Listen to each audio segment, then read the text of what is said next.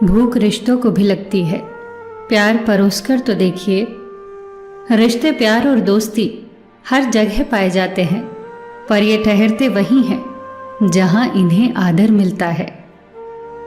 तपस्या अगर पार्वती की थी तो प्रतीक्षा शिव की भी रही होगी।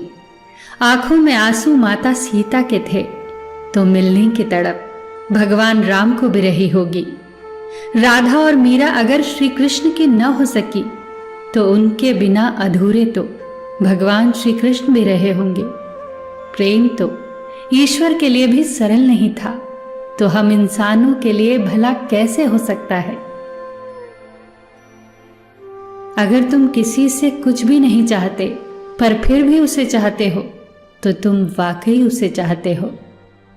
जो दिल में है उसे कहने की हिम्मत रखो, और जो दूसरे के दिल में है उसे समझने की समझ रखो। रिश्ते कभी नहीं टूटेंगे। जानते हो प्रेम क्या है? अपने वक्त के कीमती लम्हे किसी को दे देना, किसी की सुन लेना, किसी की आंख से आंसुओं को चुन लेना, किसी के जख्मों पर मीठे बोल के मरहम लगा देना, किसी मजबूर गरीब को इज्जत का एहसास देना, बिना किसी रिश्ते, बिना किसी संबंध के किसी के दर्द का एहसास होना, यही तो प्रेम है।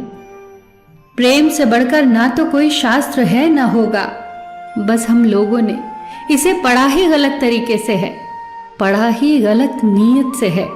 इसीलिए आज प्रेम को इतनी गलत नजरों से देखा जाता है। परमात्मा के बाद अगर दुनिया में कोई पवित्र चीज है तो वो है प्रेम। प्यार को परिपूर्ण होने की आवश्यकता नहीं है, इसे तो बस सच्चा होना चाहिए। कुछ लोग जिंदगी में खुशबू की तरह होते हैं, जो दिखाई तो नहीं देते पर महसूस होते हैं।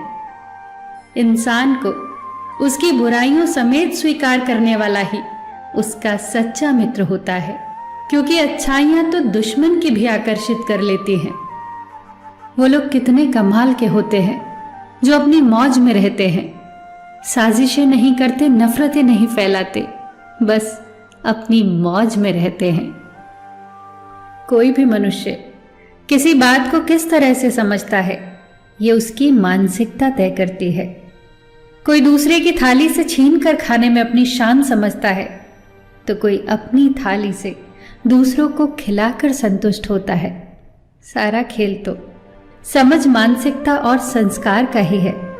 पर यह बात तो तय है कि छीन कर खाने वालों का कभी पेट नहीं भरता और बांट कर खाने वाले कभी भूखे नहीं मरते। जो व्यक्ति बिना कोई मेहनत किए ईश्वर से सब कुछ पाने की इच्छा रखता है, उसे कुछ प्राप्त नहीं होता, क्योंकि उसके जीवन में कर्म तो है ही नहीं।